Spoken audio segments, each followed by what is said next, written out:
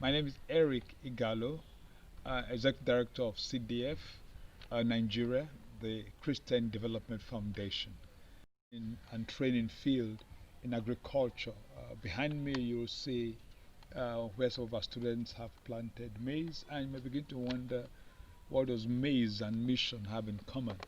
And maize, for instance, provides income for our students to further their education as they work on the field and they earn, and also as they learn the arts, you know, of growing food and sustaining themselves for the future. Incidentally, maize also provides that serve as feedstocks, for our chicken poultry, provides protein for children. Maize also provides cereals for children and for and, and for mothers. These and a number of other skills and a number of other crops remains part of our intervention in educational and vocational skill development for the very poor, which is the focus of CDF in our mission interventions in Nigeria. In the last 2 decades that we've been here, CDF has taken front place in working with the Nigerian church and Nigerian people in building capacities for the indigenous church leaders to take responsibility for themselves and their future. In the last 3 years plus, we came to a new mission field called the Malatown. In CDF, we believe that education, particularly providing world-class education for the very poor and for the very disadvantaged at affordable cost, including sweat equity, is one way to transform the entire mission field and transform the entire leadership structure in righteousness in a country as huge as Nigeria, and producing a lot of Christian leaders.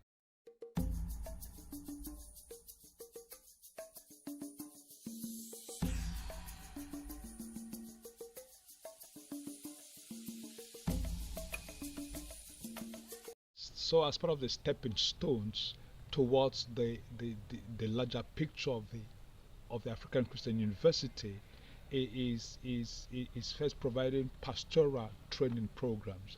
A key objective of CDF is supporting ministries and ministerial startups and equipping leaders of ministries with the skills, with a balanced skill and theology to be able to lead their communities and ensure righteousness in governance, righteousness in service.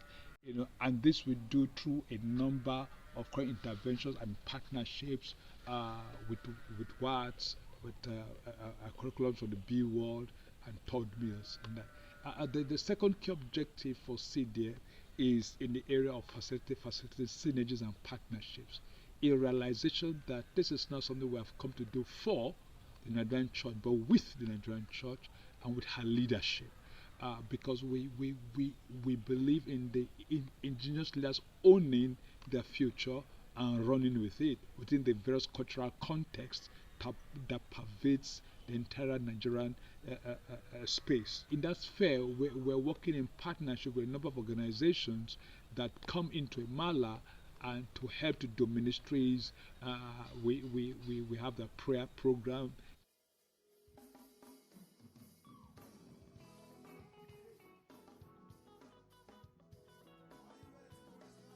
That ensure that we keep praying for the work at the ministries. We have medical missions, okay, the partners come. We have empowerment programs that help indigenous community people get access to credit one way or the other.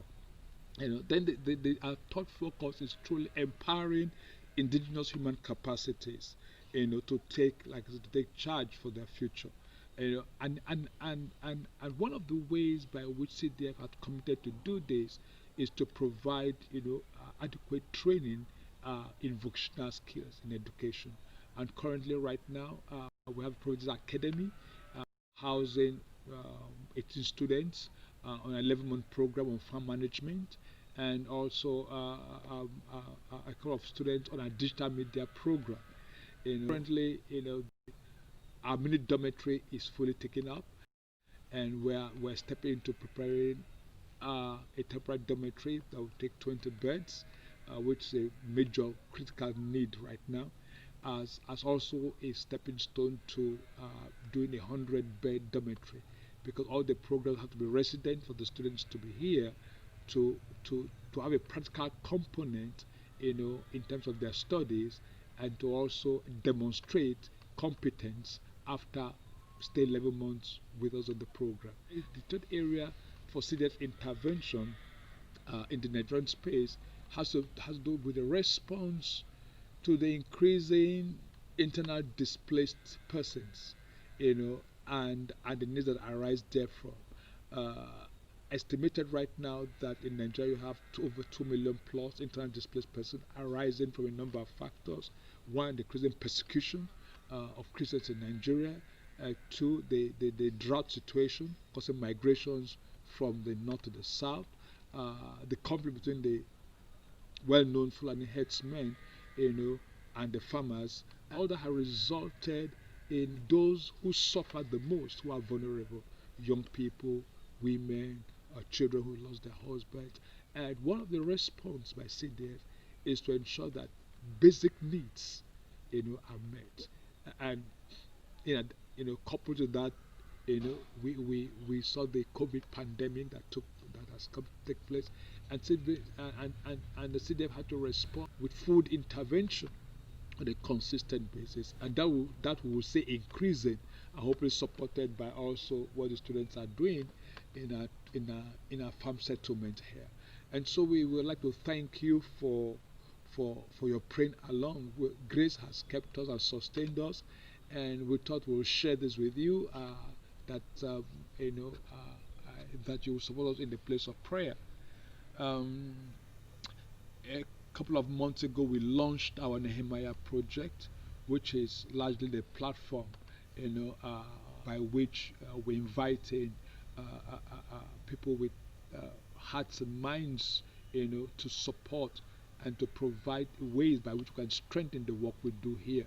Uh, on our website, you can see the Nehemiah project, which basically latches on the rallying around of people of various competencies, bringing their skills together. And so on our project, we say nothing is too small, to give towards the project, and it goes towards any of these interventions that we're involved in. For further information, you can visit our website, and we'll be glad to engage with you and guide you. And we truly do welcome mission visitors, part-time interns, who can be part of the work, and serve alongside with us. So hope if you're interested in being an intern, or you come on a mission visit to our field, and they have practical skills, in learning, in distant learning, in agriculture, in food support, in trauma counseling, we'll be glad to also talk with you. Um, Thank you.